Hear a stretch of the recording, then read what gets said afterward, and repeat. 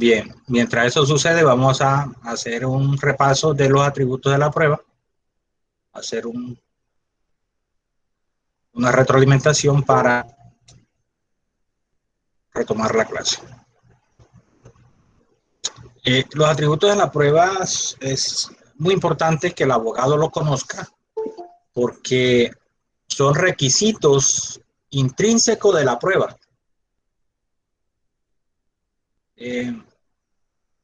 Y que se tienen en cuenta, algunos se tienen en cuenta para efecto de admitir la prueba. Si usted conoce esos requisitos, la prueba que usted pida va a tenerlos, eh, va a tenerlos en cuenta para que no le vaya el juez a rechazar la prueba o que la otra parte vaya a pedirle al juez que no admita la prueba porque no se cumple con esos requisitos. Muy importante. Y si es usted la contraparte de quien presenta la prueba, pues usted va a poder entonces aducir esos requisitos para pedir que se rechace la prueba en el evento en que esté en alguno de esos casos.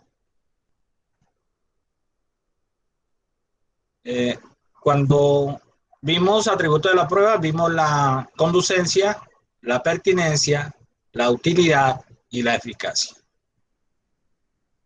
Decíamos que la conducencia es la idoneidad legal de la prueba para la comprobación de determinado hecho, que sirva la prueba para la comprobación de determinado hecho, pero no solo eso, sino cuando decimos la idoneidad de la prueba es que la idoneidad legal es que la prueba, la ley la autorice.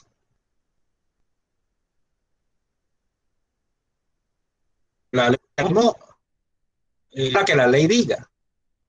Uno de los dos casos y requisito de aprobación. La idoneidad de la prueba, decíamos en su momento que no solo deviene de la ley, de la idoneidad que la ley establezca, sino que también deviene del criterio del juez. Porque la ley misma autoriza a que el juez pueda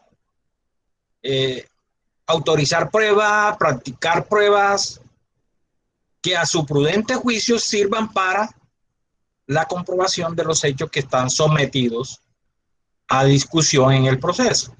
Entonces, fíjense que no solo es de la ley, bueno, sí, listo, la ley lo autoriza, está contemplada en la ley, bien, pero en el evento en que el juez lo considere útil, que sirve para la comprobación de determinado hecho, que la necesita para la comprobación de determinado hecho, entonces él le da la conducencia, él la hace conducente.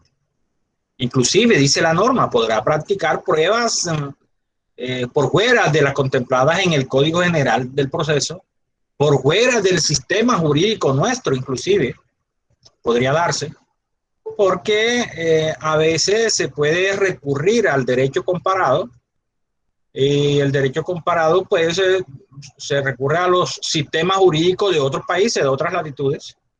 Entonces, si allá se está practicando una prueba, se está usando una prueba para la comprobación, verificación de determinados hechos, él podría bien hacerlo aquí. Si ustedes leen la jurisprudencia de las altas cortes, especialmente de la Corte Constitucional, se pueden dar cuenta que ellos son muy dados a usar el derecho comparado, sobre todo en la primera y segunda corte. La primera y segunda corte hablamos de la primera cuando se instituye la Corte Constitucional con la promulgación de la Constitución del 91. Ahí se da una primera corte que tuvo como 2 años de vigencia. Y la segunda corte es el periodo que sigue después. Ellos profirieron sentencias importantísimas que se constituyen en sentencias hitos, a partir de la cual se desarrolla la jurisprudencia constitucional. Entonces, importante, importante, ellos utilizan el derecho comparado. Utilizan mucho, traen muchas figuras del derecho comparado para aplicarla en nuestro sistema jurídico. Bueno, el código está autorizando en el caso de prueba y en el caso de la conducencia específicamente, para que a criterio del juez pueda recurrir a pruebas no contempladas en el Código General del Proceso, en otros códigos de las otras áreas del derecho, en los códigos procesales y aún a otros sistemas jurídicos. Entonces, clarificamos o resumimos que la idoneidad puede provenir de la ley, porque en principio es una idoneidad legal, pero también a criterio del juez una prueba puede ser idónea y por lo tanto ¿qué? Conducente. Una prueba es conducente no solo porque la ley diga, oiga, esta es la prueba que sirve para probar este hecho. Hay dos eventos de esos que vamos a pasar a recordarlo enseguida. La idoneidad de la prueba también tiene en cuenta la libertad probatoria. El código trae el principio de libertad probatoria. Cuando vimos los principios nosotros lo estudiamos, y es que para la comprobación de determinado hecho, usted puede utilizar todos los medios probatorios después que sirvan para probar ese hecho, después que no esté prohibido, después que no estemos frente a un requisito a sustancia en acto o a un requisito de probación. Eso es libertad probatoria. La libertad probatoria tiene esas dos excepciones que vamos a pasar a ver, a recordar. Un ejemplo de libertad probatoria. Voy a probar una obligación. Voy a probar una obligación que tiene determinada persona hacia mí. Y por lo tanto, si él tiene una obligación hacia mí, yo tengo hacia él un derecho de crédito, por ejemplo. Entonces yo puedo utilizar diferentes medios probatorios, el medio probatorio documental, si lo tengo contemplado en un documento, maravilloso. Pero también yo puedo recurrir a un interrogatorio anticipado de parte para lograr la confesión, que son dos medios probatorios y también puedo lograrlo de esa forma. Pero también podría utilizar otros medios probatorios como el testimonio, que hayan personas que hayan sido testigos del negocio jurídico que se haya dado entre esa persona y yo, y entonces pueden también testimoniar sobre la existencia de la obligación. Otro caso, en los procesos posesorios, reivindicatorios, de pertenencia, el hecho de la posesión. ¿Cómo probamos el hecho de la posesión? Se puede probar de diferentes formas. Se puede probar mediante prueba documental. ¿Cómo pruebo un hecho de la posesión mediante prueba documental? Si la persona tiene 20, 30, 40 años de residencia en determinado lugar, una vivienda, por ejemplo, durante ese tiempo habrá hecho cualquier cantidad de mejoras, instalado servicio público, pago de impuestos prediales, pago de los servicios. Todo eso se constituyen en prueba documental que la persona puede decir, mire, yo tengo tanto tiempo de estar aquí, yo instalé los servicios, apenas llegué aquí, mire, aquí está esta prueba documental que dice desde cuándo yo instalé estos servicios.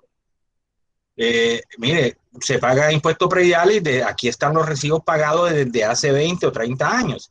Entonces, fíjense que son pruebas documentales que me permiten a mí probarle al juez, demostrarle al juez o demostrar en un proceso que yo tengo ese tiempo de posesión en ese predio.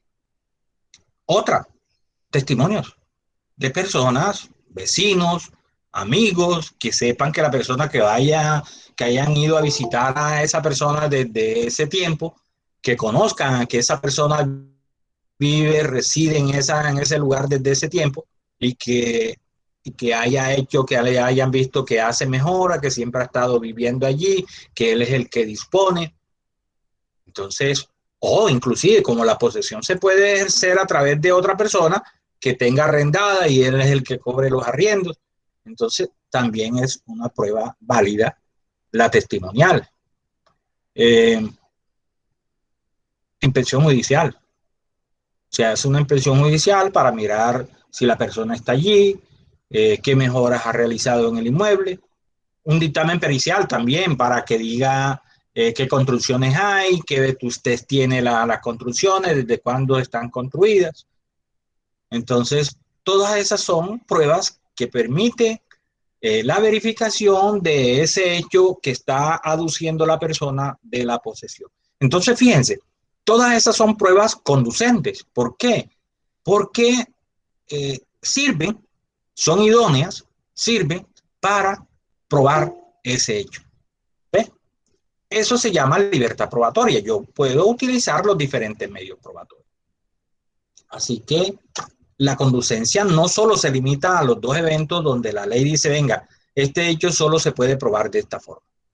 Claro, son casos importantes que nos permiten a nosotros ilustrar de qué forma o cómo se da la conducencia en determinada prueba. Recordemos lo de los requisitos a sustancia en actos.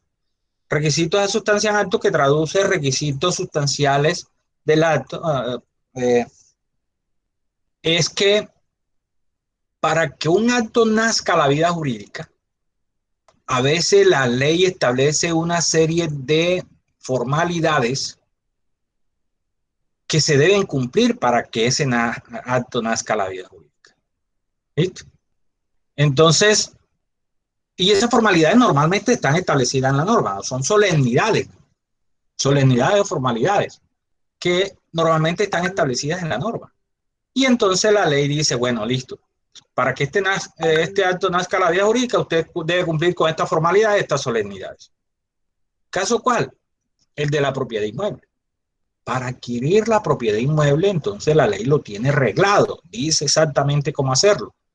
Y si usted se sale de esas formalidades, la propiedad inmueble no nace en cabeza de esa persona. Ella dice, para probar la propiedad inmueble se debe hacer a través de la escritura pública debidamente registrada. Lo que quiere decir que si usted va a comprar un inmueble y solo le dan un contrato de promesa de compraventa, o se hace la compraventa, no promesa, sino dice se vende, listo, se hace la promesa de compraventa a través de un documento privado. Y ese documento privado jamás se lo van a inscribir en la oficina de registro de instrumentos públicos. Eso quiere decir que usted no adquiere la propiedad inmueble. Así de sencillo. No llega a adquirir la propiedad inmueble. ¿Por qué? Porque no cumplió con las formalidades, los requisitos, las solemnidades que dice la ley. ¿Listo? A usted inclusive le pueden entregar el inmueble y dice, oiga, ¿cómo que no? Si yo la adquirí y estoy viviendo, usufructuando el inmueble desde que lo compré. Sí, usted lo compró de una forma informal, de hecho, pero no de derecho porque no cumplió con las formalidades que la ley dice debe cumplir.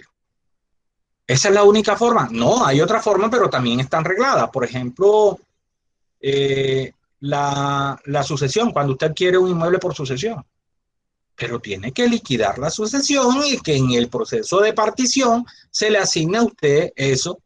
Y entonces esa partición usted la inscribe y ya nace en cabeza suya la propiedad sobre determinado inmueble.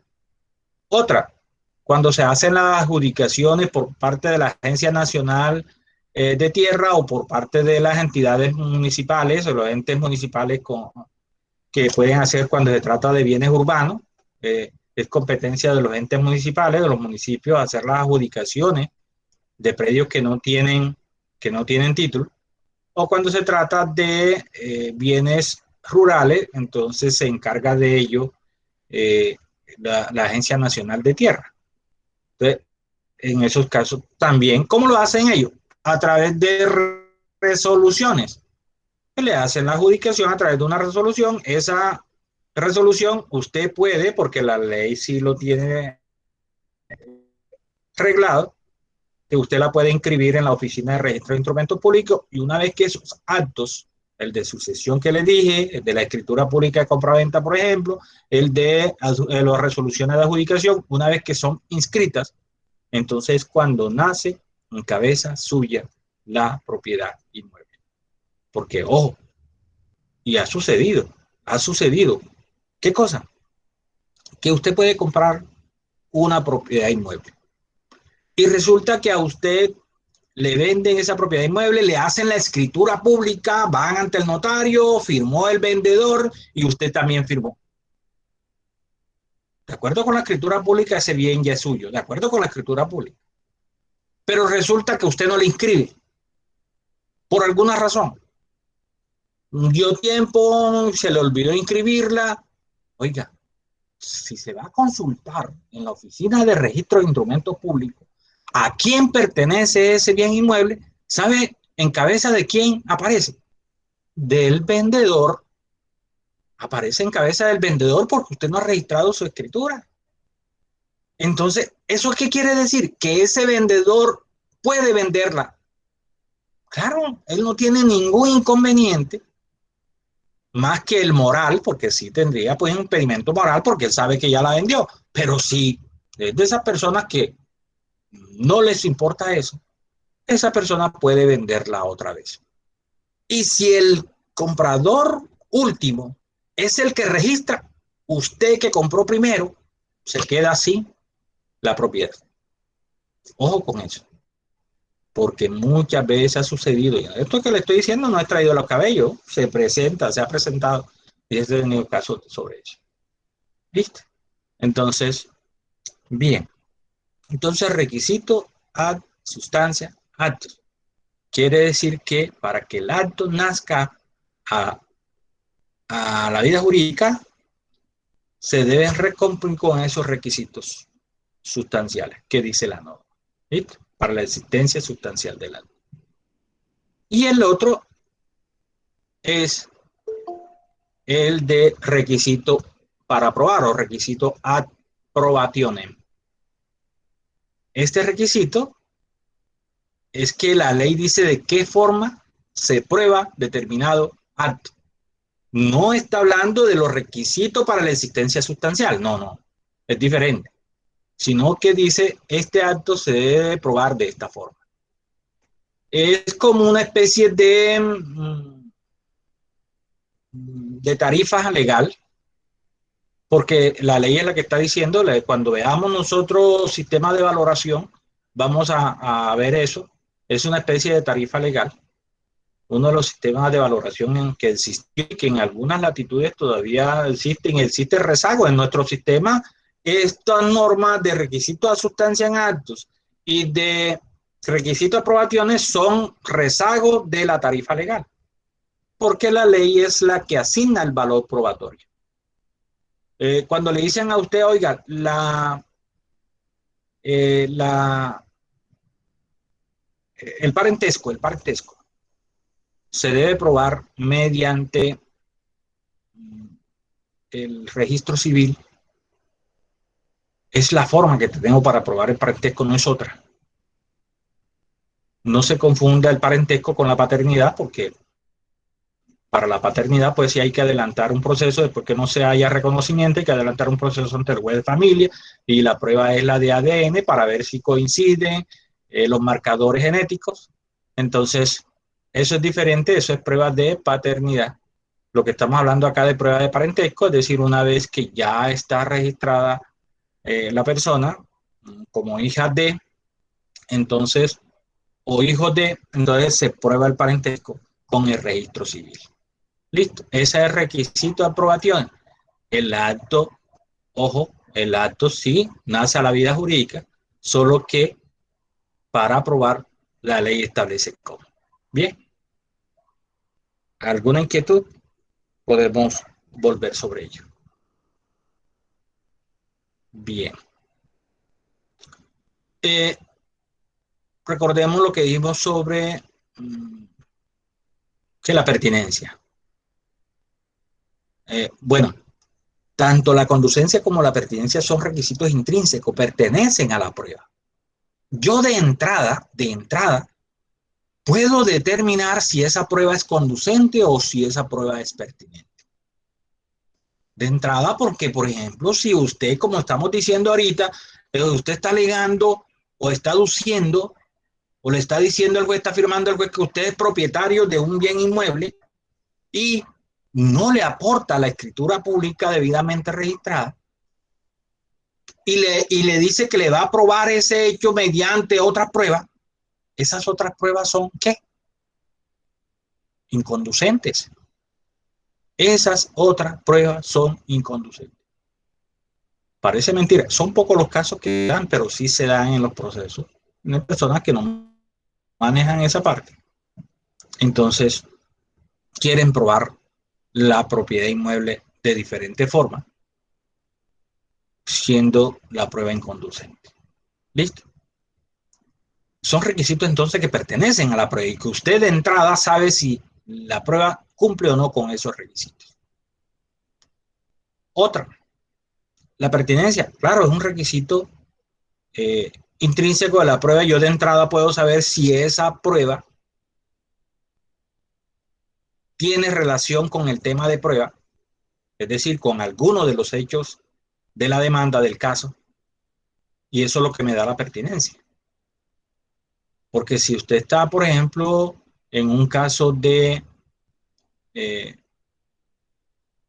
un proceso de responsabilidad civil extracontractual y usted pide para probar la responsabilidad de la persona y usted pide pruebas o aporta pruebas que hablan de la solvencia económica o insolvencia económica de la persona, eso no tiene nada que ver. Que al final tenga que pagarle, bueno, eso es otra cosa, pero ya eso después es una vez que obtenga una sentencia a favor que quede ejecutoriada y que usted tenga que ejecutar por eso y tenga que embargarle los bienes. Pero eso de entrada acá en el proceso, lo que yo voy a aprobar es la responsabilidad de la persona en el acaecimiento de los hechos que produjo el perjuicio. Entonces yo no tengo por qué pedir prueba para consultar la solvencia económica de la persona. Entonces son pruebas que de entrada yo digo, oiga, señor juez, esta prueba por favor rechácela porque no tiene nada que ver con lo que estamos tratando aquí.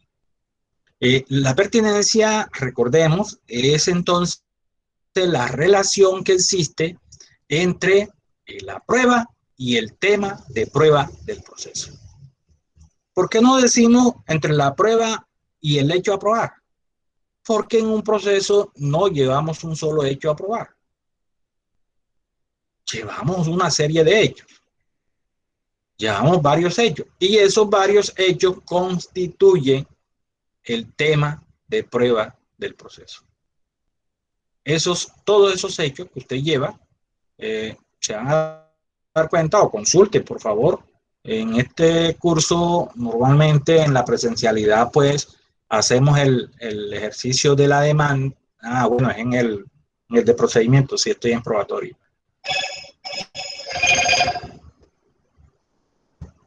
Y entonces, a esta altura, ya han debido consultar demanda para que vean ustedes que una demanda jamás va a estar conformada por un solo hecho. Son múltiples los hechos que se llevan en una demanda. Entonces, esos diferentes hechos conforman el tema de prueba del proceso. Y siempre que una prueba tenga relación con alguno de esos hechos que conforman el tema de prueba del proceso, entonces decimos que esa prueba es pertinente. No podría usted alegar como parte contraria decir, oiga, pero es que esta prueba no tiene que ver con este hecho, porque le van a decir, pero venga, que no es con ese hecho, con el tema de prueba del proceso, con cualquiera de los hechos, después que tenga relación con cualquiera de los hechos. ¿Listo? Bien, si hay inquietud, me van diciendo. Y pasemos a la utilidad. A la utilidad de la prueba. En principio, yo podría decir, oiga, esta prueba es útil, porque esta prueba debe ser conducente y pertinente para que sea útil, eso sí, enseguida. Porque cuando una prueba no es conducente ni no es pertinente, claro que no me va a servir. No me va a aportar probanza al proceso, porque se dice que una prueba es útil cuando aporta probanza al proceso, en cualquier grado. Eso, la utilidad sí se puede medir. La utilidad sí podemos hablar de unas pruebas más útiles que otras, claro, porque hay algunas que aportan más probanza que otras al proceso, sí. Inclusive, siendo dos pruebas documentales, una es posible que tenga más información sobre los hechos que la otra. Inclusive, dos pruebas testimoniales, es posible que un testigo apenas medio tocó los hechos que yo quiero probar. Entonces, algo alcanza a probar, pero hay otro hecho que, otro testigo que en su declaración fue preciso, fue acertado, fue coordinado, dio razones de los hechos, de por qué sabía lo que estaba contando.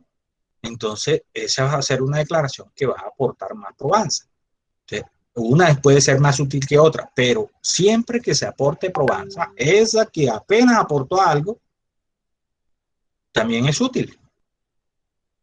Es más, como quiera que las pruebas se tienen que valorar en conjunto, podríamos eventualmente estar en un caso donde una prueba que apenas alcanza a probar algo sea lo que se necesita para que el juez llegue a la convicción sobre la existencia de los hechos, que acuérdense que eso es eh, la finalidad de la prueba. La finalidad de la prueba. ¿Listo? Bien. Ahora, una prueba útil puede devenir en inútil. Cuando hablo de devenir es que sobrevenientemente puede convertirse en una prueba inútil. ¿Por qué? Porque podríamos ya no necesitarla. ¿Por qué? Porque como las pruebas se van aportando y recogiendo en el proceso, en las diferentes etapas, es posible que sobre un hecho se alcance a recoger pruebas que le permitan al juez darlo por probado y decir sobre este hecho ya no se necesita más pruebas. Y aquellas pruebas que usted pidió, pues ya no la va a necesitar si no se han practicado. Pruebas que en principio eran útiles porque servían para la comprobación de ese hecho, pues ya después no lo van a hacer porque ya el hecho está debidamente probado. Eso siempre lo es más, el código permite que en el caso de los testimonios, por ejemplo, cuando un hecho está debidamente probado, el juez pueda desistir de recibir los testimonios que falten. En el caso de, en el proceso civil, hay una figura que se da en la audiencia inicial, eso lo van a ver ustedes en Procesal 2, y ahí en esa audiencia inicial, una de las etapas es la de la fijación del litigio. Y la fijación del litigio consiste en que el juez, de acuerdo con las pruebas recaudadas hasta ese momento, documentales, interrogatorios, puede dar por probado determinados hechos. ¿Listo? Entonces, si ya da por probado determinado hecho, ¿qué quiere ello decir? Que no va a necesitar las pruebas que haya utilizado, que se haya pedido para la verificación de ese hecho. Eso hace que el juez, cuando decreta las pruebas en esa audiencia, desecha esas pruebas de los hechos que ya él está dando por probado, porque ya no las necesita.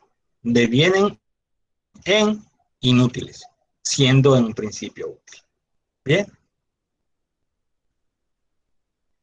Y de lo otro que hablamos es de la eficacia. Se dice que una prueba es eficaz cuando cumple su cometido, cuando logro o se logra la probanza que se quería con esa prueba, cuando cumplió la función para lo cual yo la pedí. Ahí estamos frente a una prueba eficaz. Claro, para que la prueba cumpla con su cometido, logre cumplir con esa función de probar el hecho que yo quería verificar con esa prueba, debe ser también conducente, pertinente y, claro, si logra su cometido va a ser útil. Preguntas.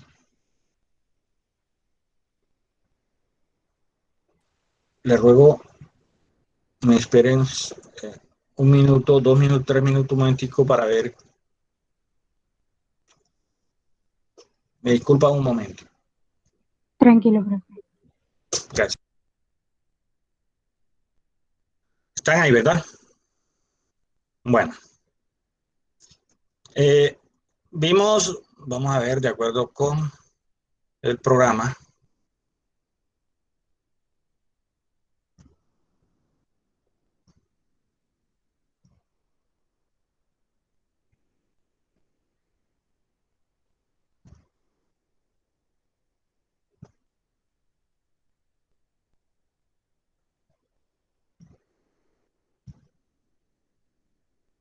carga de la prueba vimos. Jóvenes, Sí, profe. lo que viene. Sí, profe. Sí la vimos. Vimos carga dinámica, inversión de la carga de la prueba. Vimos eso. Sí, profe, vimos Sí, profe, actividades vimos hasta peligrosas. práctica de pruebas en días y horas inhábiles. Ya. Listo.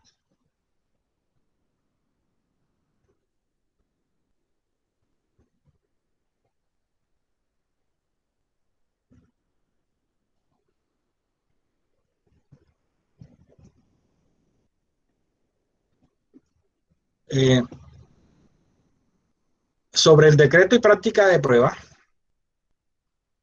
tenemos que decir que, de acuerdo con el principio aquello que vimos de inmediación, el juez que debe practicar la prueba es el que va a tomar la decisión. Sin embargo, allá veíamos algunas excepciones a ese principio, entonces ahora tenemos que desarrollar esas excepciones. ¿En qué consiste cada una de esas excepciones? Veíamos que una de las excepciones es la de la comisión. La de la comisión. ¿Cuándo se da la comisión? Porque la comisión es una figura que está contemplada en el Código Procesal, en los códigos procesales no solo para la prueba, pero nosotros ahorita lo vamos a practicar solo a la prueba, porque también se puede dar comisiones para otros eventos, como para entrega de bienes, como para secuestro de bienes, pero eso no nos incumbe ahorita, sino las que se dan para la práctica de prueba. ¿Por qué se da la comisión para la práctica de prueba? Porque resulta que cuando hablamos de la competencia del juez, su competencia está limitada por el territorio. Acuérdense, factor territorial que vimos allá en procesal. Factor territorial. Además de los factores subjetivos y objetivos, pues también vemos el factor territorial. ¿Cuál es el factor territorial? Lo que pasa es que la ley demarca un, un ámbito territorial, un espacio del territorio donde cada juez, de acuerdo con su categoría, va a ejercer sus funciones. Vemos, por ejemplo, cuando se dice que es un juez municipal, es porque el ámbito territorial, también se le llama jurisdicción territorial, el ámbito territorial en el que él ejerce sus funciones es el municipio. Por eso es un juez municipal. Eso desde el punto de vista del territorio. Acuérdense ustedes que en procesal veíamos que además de eso, ellos conocen de los procesos de menor cuantía y mínima cuantía, donde no hayan los jueces de pequeña causa y competencia múltiple, que también son categoría municipal. No pueden ir más allá del municipio. Después vienen los jueces de circuito, que ya tienen un espacio territorial más amplio en el cual ejerce su función. ¿Por qué? Porque el circuito ya está conformado por varios municipios. Va a tener una sede, que es el municipio donde están las oficinas, y va a tener jurisdicción en los demás municipios que conforman ese circuito. Un circuito, repito, está conformado por varios municipios. Para darles un ejemplo, el distrito de Sincelejo, que es el distrito de Sucre realmente, se divide en 5 circuitos. Sincelejo, Corozal, Cincé, San Marco y Majagual.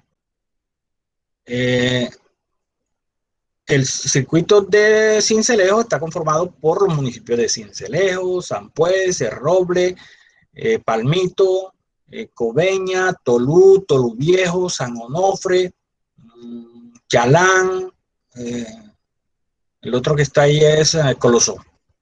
Entonces, esos son municipios que conforman el circuito de Sincelejo. El de Corozal, entonces Corozal, Morroa, San Pedro, Buenavista, creo que el que está ahí, Betulia, que está seguido.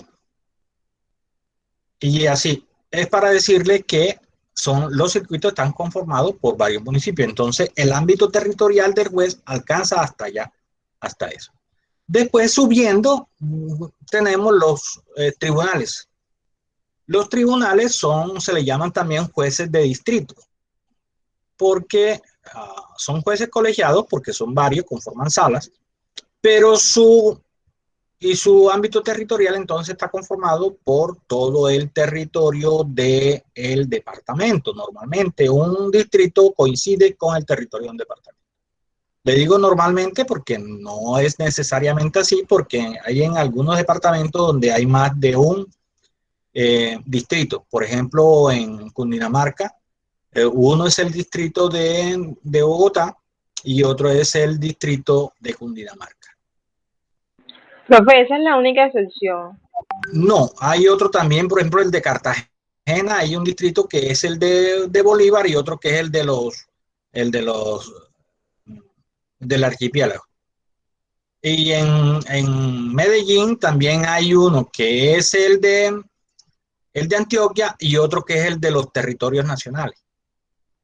Que era antes los territorios nacionales, que son los departamentos de Vaupés, del Villada, esos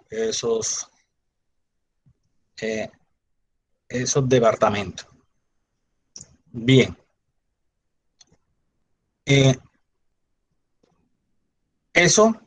Su ámbito territorial es normalmente el departamento común. Y tenemos los órganos de cierre, que son las altas cortes, que tenemos la Corte Constitucional, la Corte Suprema de Justicia, el Consejo de Estado, el Consejo Superior de la Judicatura, que ahora se le llama Comisión Disciplinaria, y todavía queda un Consejo Superior de la Judicatura, Sala Administrativa, que ellos tienen jurisdicción en todo el territorio nacional. Entonces, tienen su sede en Bogotá, pero tienen su jurisdicción en todo el territorio nacional. ¿Por qué es importante conocer esto? Para efectos de ver cuál es la jurisdicción territorial de cada uno de estos órganos judiciales. Cuando un juez municipal va a practicar una prueba, por ejemplo, se le pide que practique una inspección judicial. Si esa inspección judicial, el lugar donde la va a practicar, si es sobre un lugar, queda en su municipio, no tiene problema, tiene que trasladarse hasta allá, ¿verdad? Puede practicarla. Pero si es al juez de San Pues, por ejemplo, o al juez de Sincelejo, civil municipal de Sincelejo, por ejemplo, o el penal municipal o el de pequeñas causas laborales de Sincelejo, le piden una inspección judicial y resulta que las oficinas donde van a practicar la inspección judicial o el predio o el bien se encuentra en San Pues, puede estar muy cerca, pero ya es otro municipio. Allá hay otro juez municipal que se llama juez promiscuo municipal de San Pues, categoría municipal. Luego entonces el juez municipal de acá de Sincelejo no puede trasladarse hasta allá, porque ya a él se le acaba la jurisdicción territorial hasta el municipio de Sincelejo. Ahora, si es en un corregimiento, ponga la Gallera, acá Chochó, Buenavista, los corregimientos que hacen parte de este municipio no tiene problema, se puede trasladar porque está dentro del municipio. Pero ya saliendo del municipio, ya no puede. Una inspección judicial a Corozal, no puede porque ya es otro municipio. Entonces ya, ¿qué tiene que hacer allí en ese caso? Utiliza la figura de la comisión. Como no puede salir, entonces tiene que encargar ese acto que él iba a llevar a cabo, se lo tiene que encargar a otro juez. En este caso, a un juez, oigan esto, cuando se va a comisionar, se puede comisionar a un juez de igual categoría o de inferior categoría, jamás hacia arriba, no se puede. Luego entonces, un juez municipal solo puede comisionar a otros jueces municipales porque por debajo de él ya no quedan más, porque ese es el primer peldaño en la categoría de los jueces. No puede, un juez municipal no puede comisionar a un juez de circuito porque el juez de circuito es superior al juez municipal. Y la norma dice que puede comisionar a uno de igual o de inferior categoría. Entonces tiene que, si es para el caso de San Pues, entonces tiene que comisionar al juez promiscuo municipal de San Pues. Si es para Corozal, entonces al juez promiscuo municipal de Corozal, jamás al de circuito, repito. Para que ese juez lleve a cabo la prueba, la inspección que él va a realizar. No puede realizarla por eso que está limitada por el territorio. ¿Listo? Y así con las demás pruebas, no solo con la inspección. Si hay una prueba que deja practicarse, bueno. Ahorita, cuando se trata de recepción de testimonios,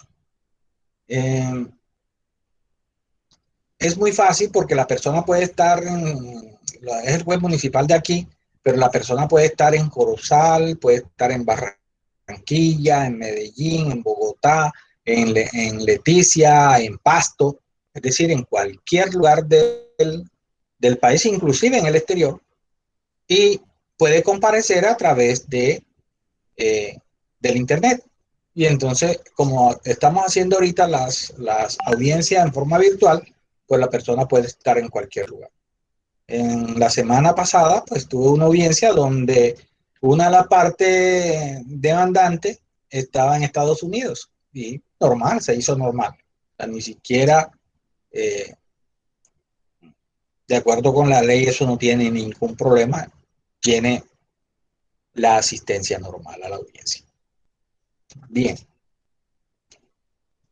Cuando se trata de juez de circuito, oigan esto, cuando se trata de juez de circuito, como todo juez tiene una sede y tiene una jurisdicción territorial que puede ir más allá de la sede, salvo los municipales, porque los municipales sí, la sede es el municipio, pero los circuitos tienen una sede y el ámbito territorial baja más allá de la sede. Por ejemplo, el de Sincelejo, el circuito de Sincelejo, la sede es Sincelejo, pero su ámbito territorial son los municipios que conforman el circuito de Sincelejo.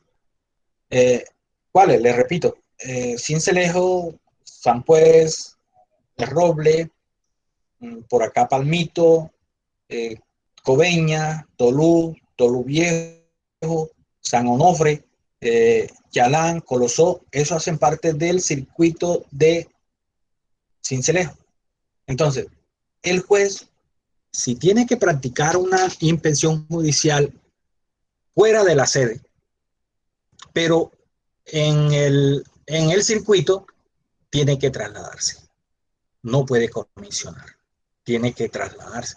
Es decir, puede trasladarse a San Onofre, puede trasladarse a San Pues, al Roble, a Palmito, a todos los municipios, a Colosó, Chalán. De hecho, el 30 tengo una por allá por el peaje de San Onofre, una inspección judicial en una finca. ¿Por qué? Porque eso hace parte del circuito de Sincelejo.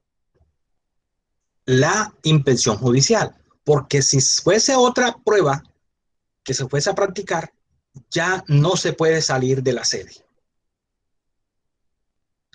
Dentro de la sede, el juez está obligado a practicar la prueba, no puede comisionar, salvo las altas cortes, que ahora vamos para allá.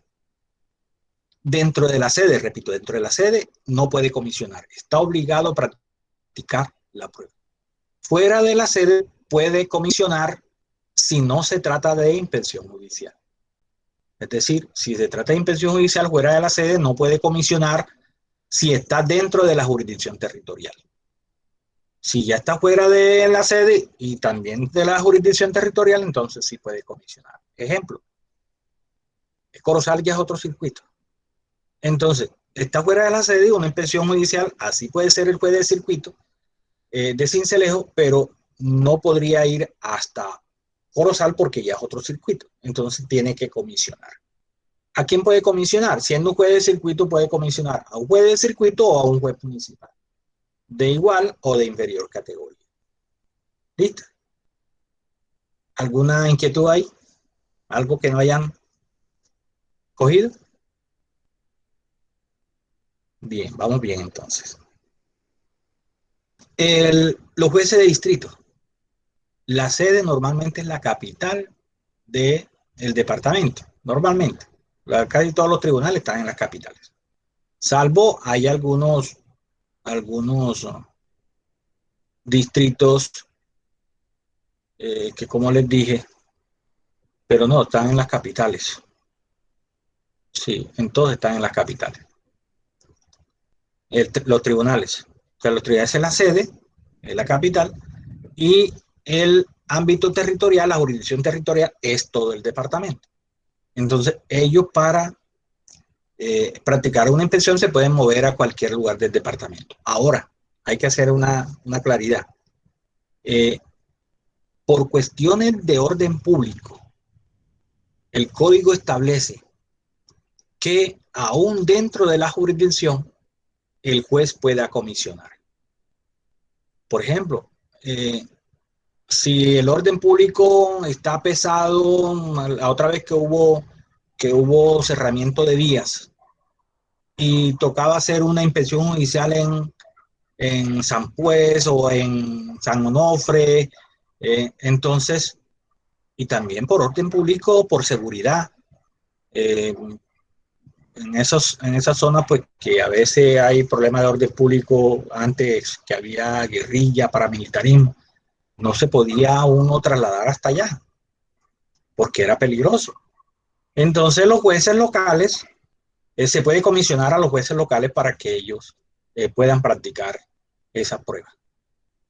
Esas son como la excepción a esa regla, que se pueda comisionar aún estando dentro de la jurisdicción territorial, cuando es por cuestiones de orden público. Pero miren lo que sucede con las altas cortes. ¿Cuál es la sede de las altas cortes? Bogotá, la capital. Allá están todas las altas cortes. Esa es la sede. ¿Cuál es su jurisdicción territorial? Todo el país. Pero, sin embargo, aquí se rompe la regla. Porque para las altas cortes sí se autoriza, la ley lo autoriza para que comisione para practicar pruebas, inclusive dentro de su propia sede. Ahora, con mayor razón, fuera de la sede.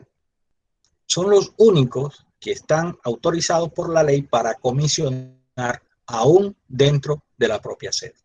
Y ya ¿quién puede comisionar? A los tribunales, a los juzgados, un circuito municipales, a quien ellos deseen, de acuerdo con la prueba.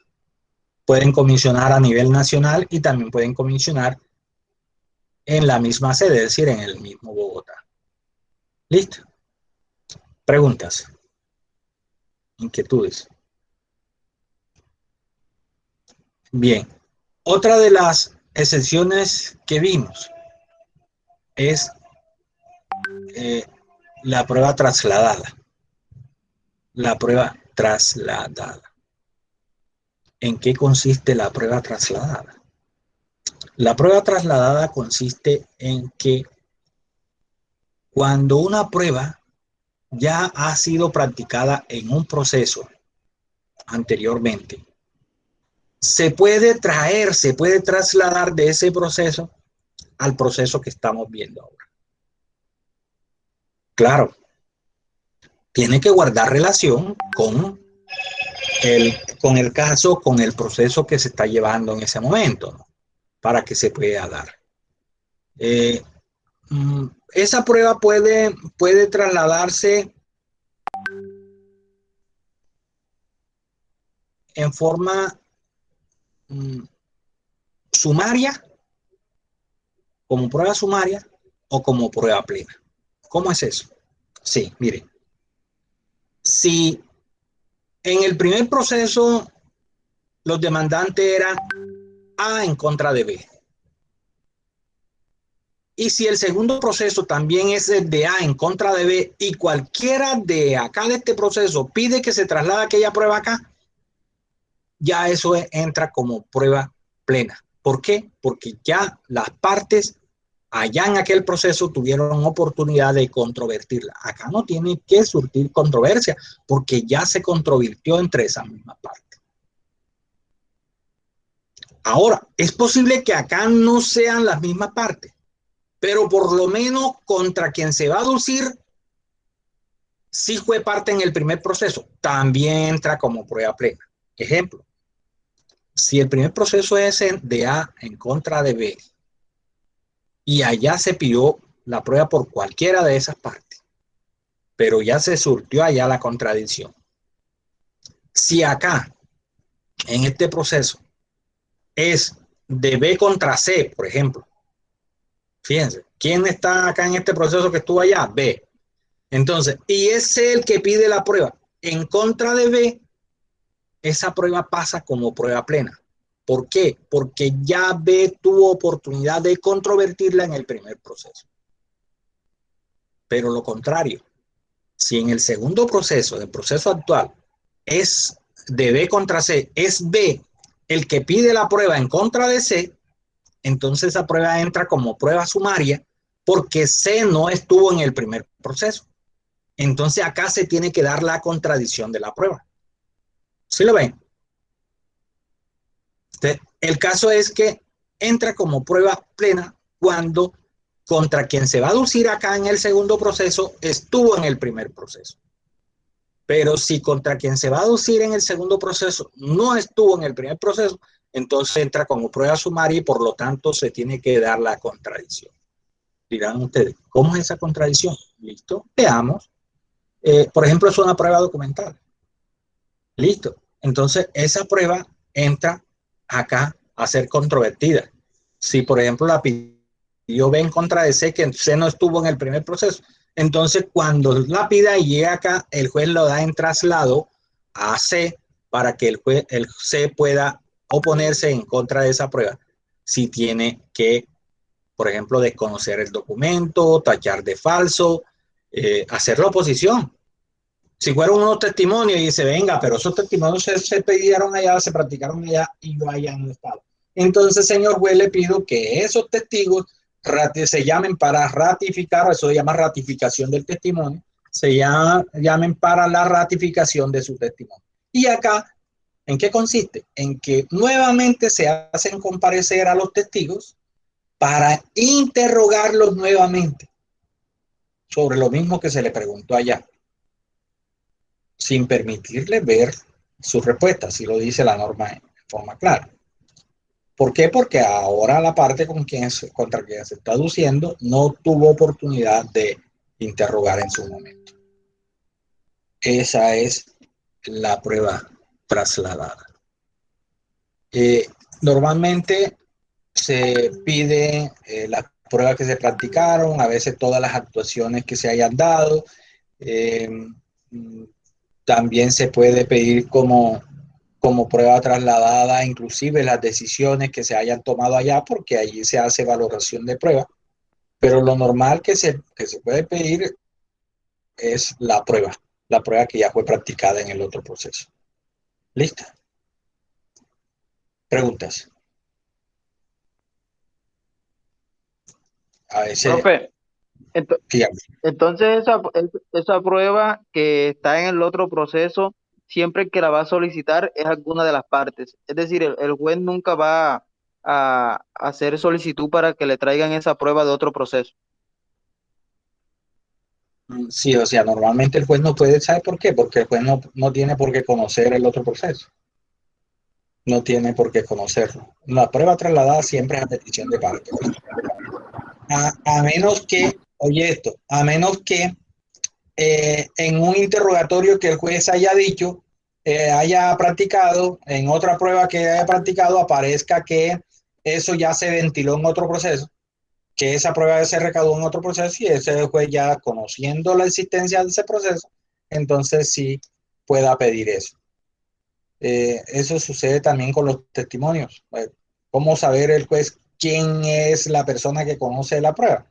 Entonces la norma dice, sin embargo, si aparece para que pueda practicar de forma oficiosa un testimonio, es que aparezca mencionado en otra prueba. Otro testigo lo haya dicho, o en un documento aparezca que esa persona también fue testigo. Entonces allí, de esa forma, el juez la puede practicar. Igualmente acá, si en uno de los testimonios o interrogatorio a la parte que se le practicó, dijo no, ya eso fue dilucidado, ya eso se trató, ya eso se discutió en otro proceso que se llevó así, tiene la información, nada obsta para que el juez pueda eventualmente pedir. Claro. Preguntas. Bien. Dijimos que son 3 excepciones, ¿verdad? Prueba trasladada. La otra excepción son las pruebas anticipadas. Nosotros no hemos visto todavía aquí las pruebas anticipadas, ¿cierto? Creo que no, profe. No. Bien, esa es una de las excepciones también al principio de inmediación. Al principio de inmediación. Son las pruebas anticipadas. ¿Por qué? Acuérdense que el principio de inmediación es que estamos frente a una prueba que no practicó el juez que va a tomar la decisión, como la comisión y como la prueba trasladada que ya fue practicada por otro juez. Y lo otro es la prueba anticipada. ¿Por qué? Porque la prueba anticipada es una herramienta muy útil que tienen los abogados para asegurar la prueba. No sé, me parece incomprensible, realmente no entiendo así muy bien por qué los abogados no recurren a la prueba anticipada cuando es muy útil. Muy útil. Les voy a explicar por qué. Porque la prueba anticipada se hace, como su nombre lo indica, antes del proceso. Ahora se le llama prueba extraprocesal. En el Código de Procedimiento hablamos de prueba anticipada. Ahora el Código habla de prueba extraprocesal. Pero es que hay otras pruebas que son extraprocesales que no necesariamente pueden ser concomitantes con el proceso. Bueno, extraprocesal. ¿Qué sucede?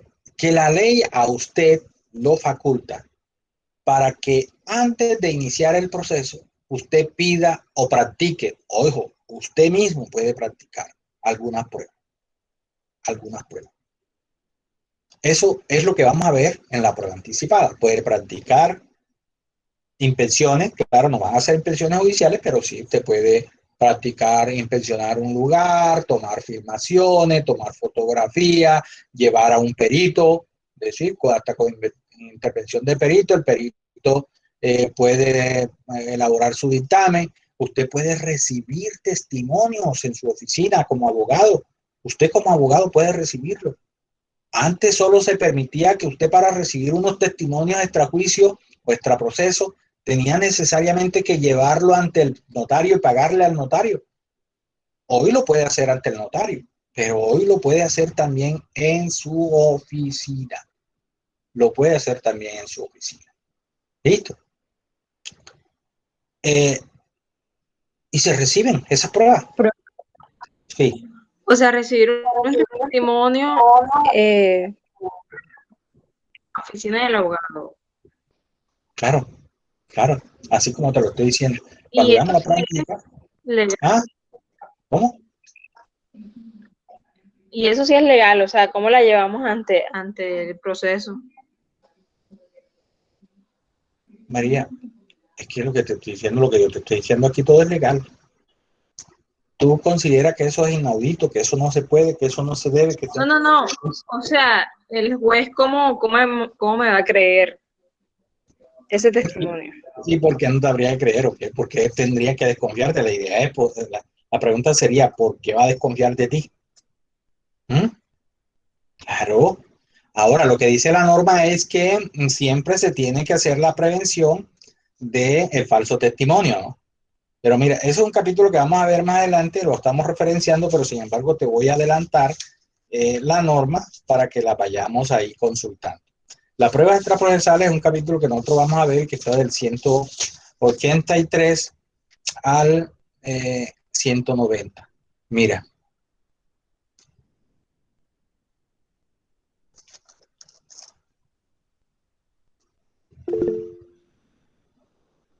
Testimonio para fines judiciales. Testimonio sin citación de la contraparte. Artículo 188. ¿Qué dice el artículo 188? Dice, los testimonios anticipados, por eso son pruebas anticipadas, pruebas extraprocesales, para fines judiciales o no judiciales, podrán recibirse por una o ambas partes. ¿Oíste? O sea, la puede recibir uno de los abogados, los dos abogados de las partes, y ya están saben quiénes son los abogados. Y se entenderán rendidos bajo la gravedad del juramento, circunstancia de la cual se dejará expresa constancia en el documento que contenga la declaración. Este documento, en lo pertinente, se sujetará a lo previsto en el artículo 221. Usted no tiene que llevarle ya plata al notario. Lo que hacíamos antes, llevarla ante el notario, no. Lo que pasa es que la declaración extraprocesal, el testimonio extraprocesal, tiene que firmarlo ¿quién? El declarante, con su identificación. Mira que la norma dice, se tiene que dejar constancia de que se le hace la advertencia del falso testimonio y la penalización que trae la ley para ello. Y además firma quién lo recibe. Como lo que hace ante el notario, firma el declarante y firma el notario. Estos testimonios, que comprenden los que estén destinados a servir como prueba sumaria en actuaciones judiciales, también podrán practicarse ante notario o alcalde. También. ¿Qué quiere decir? Tú lo puedes recibir, si tú eres la abogada, tú lo puedes recibir, o lo puedes llevar ante el notario. Y cuando dice ante alcalde es porque la norma sí eso deja claro que es en aquellos lugares donde no haya notario. Pero ya ahorita la ley estableció que en todos los pueblos debe haber un notario. Entonces, esto para el evento en que no haya notario en un municipio, es posible encontrar, yo creo que ya no, porque en todos hay notario. Si no es notario, entonces también lo puede llevar ante el alcalde. A los testimonios anticipados, oye esto, con o sin intervención del juez, rendidos sin citación de la persona contra quien se aduzca en el proceso, se aplicará el artículo 222. Esto es la ratificación del testimonio. Si el testigo no concurre a la audiencia de ratificación, el testimonio no tendrá valor. Fíjate, entonces pueden pedirlo los abogados. Bueno, y es que eso, yo no sé si tú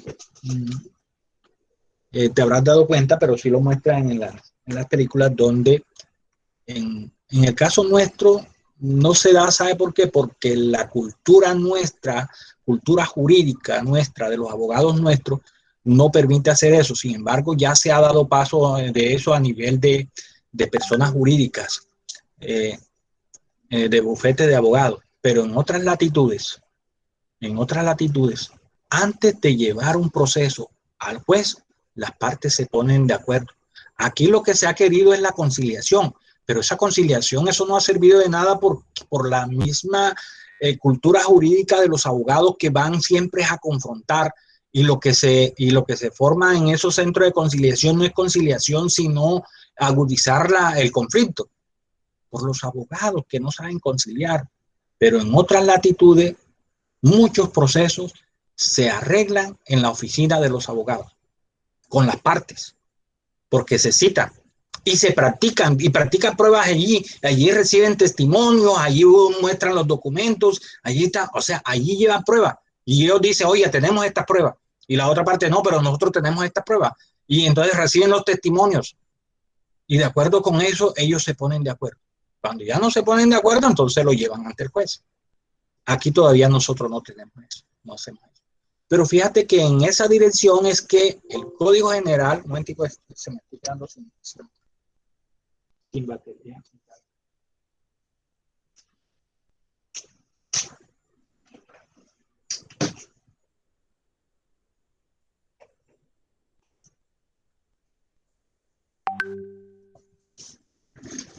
Pero es precisamente en esa dirección en la que va el Código General del Proceso, que se puede hacer eso.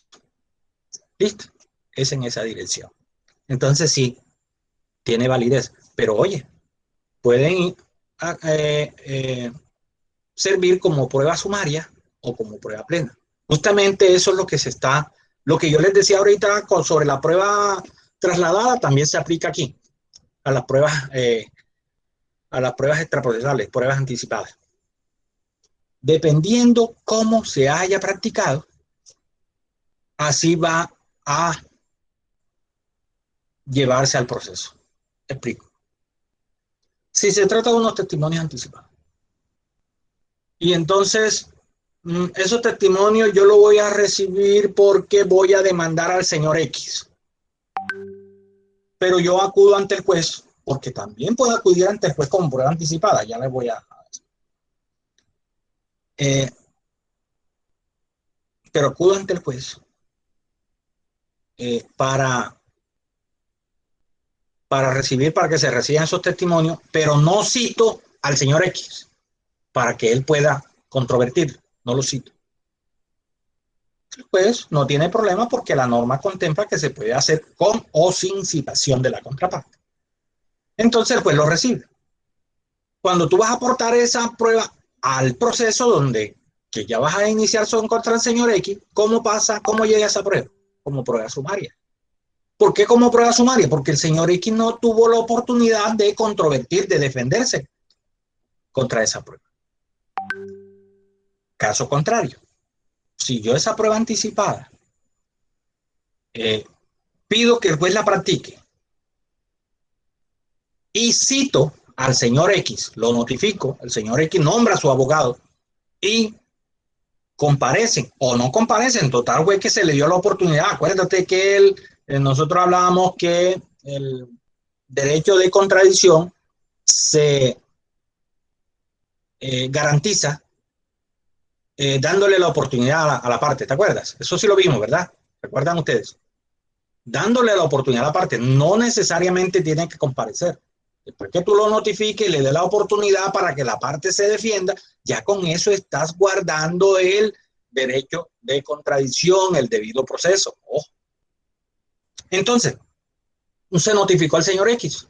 El señor X, si quiso, nombró a un abogado y el abogado compareció y se formó ahí la contradicción del dictamen. Pero notificado el señor X, si él no le prestó atención a eso, no le dio la importancia que tenía, como ya está notificado, esos testimonios que se recauden allí, aun cuando no haya comparecido la persona, pero ya fue notificada, también pasan como prueba plena. Lo que quiere decir que ya cuando tú lo aportes al proceso, cuando ya en ese proceso se vaya a valorar esa prueba, a usar esa prueba, ya pasan como prueba plena. Ya no tiene que surtirse la contradicción, porque no pasan como prueba sumaria. ¿Por qué? Porque fue con citación de la contraparte. ¿Listo? Preguntas. Bien, vamos a ver otro temita que es la práctica de prueba en el extranjero, y ahí podemos dejar en la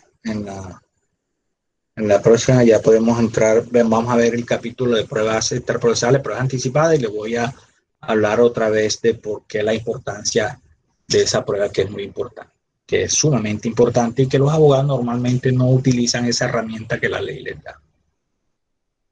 Práctica de prueba en el extranjero. Ese no lo hemos visto, ¿verdad? No, listo. No. Bien. No. ¿En qué consiste la práctica de prueba en el extranjero? Es que no por el hecho de que la prueba se encuentre en el extranjero, no se puede practicar.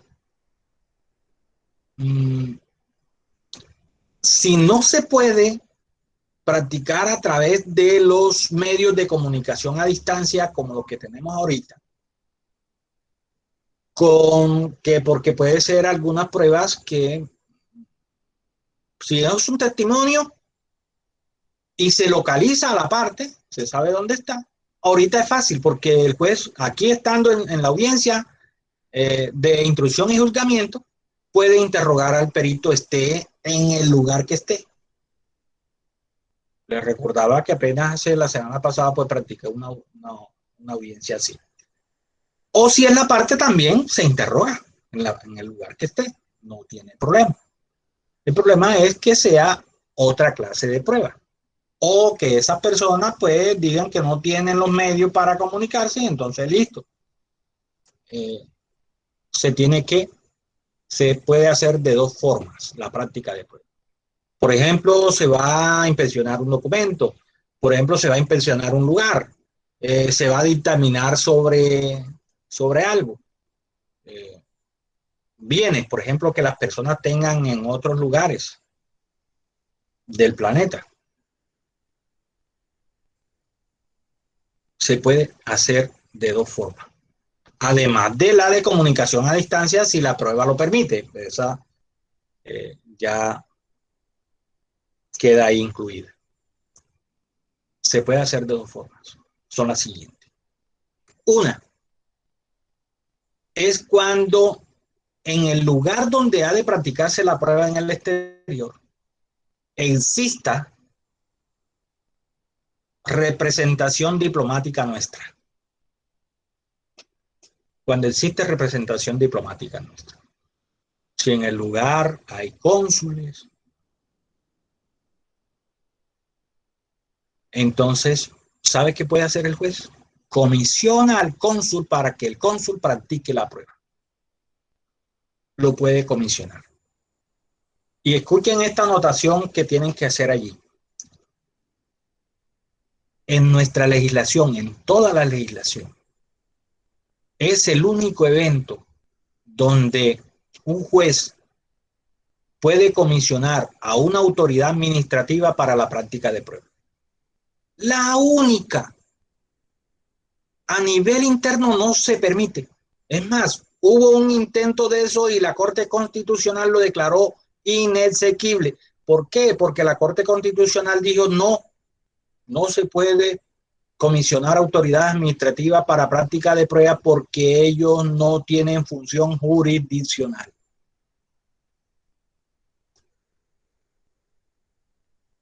Pero ¿cuál es la razón por la cual se pueda comisionar a una autoridad administrativa para práctica de una prueba se autorice en el exterior? Porque es la única representación nuestra que hay allá. Y es la única forma que habría de practicarla.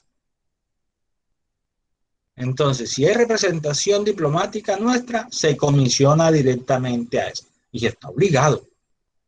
Ese agente diplomático está obligado a cumplir la comisión del juez. ¿Listo? Y la otra es cuando no hay representación diplomática nuestra. Entonces, si no hay representación diplomática nuestra, la ley permite que se le pida el favor, se le ruegue a una autoridad judicial del lugar, a través de una carta rogatoria, oiga eso, carta rogatoria, a una autoridad del lugar o a una representación diplomática de un país amigo. Ejemplo, en España, por decir algo, por decir un país, no hay cónsul donde se va a practicar la prueba. Entonces, la norma dice que a través de una carta rogatoria se le pide a la autoridad del lugar, judicial del lugar, se le ruega a través de una carta rogatoria, dice la norma, para que ella practique la prueba. Pero no es obligatorio, ojo. Mire que es una carta rogatoria, o sea, se le pide el favor y la norma habla de carta rogatoria. Y esa carta rogatoria ya no se puede enviar directamente a la autoridad del lugar, porque cuando un país tiene tratos con otro país, se tiene que hacer a través de ¿qué? ¿Quién me dice? ¿Quién tiene ese dato? Cuando un país va a hacer trato con otro país, ¿quiénes son los que entran en contacto? Los ministerios de Relaciones Exteriores, la Cancillería. Aquí se le llama Cancillería, es posible que en el otro país se le llame de otra forma. O Ministerio de Relaciones Exteriores o Canciller. Porque son tratos entre países. Entonces, la carta rogatoria se envía para que una autoridad del lugar practique la prueba, pero no se le envía directamente, sino al Ministerio de Relaciones o Cancillería de España, tomando el ejemplo, y entonces la hace llegar a la autoridad que se le está pidiendo el favor. Como se está rogando, pidiendo el favor, si esa autoridad dice no podemos practicar esa prueba, hasta ahí llegó, no hay problema, no se practica la prueba.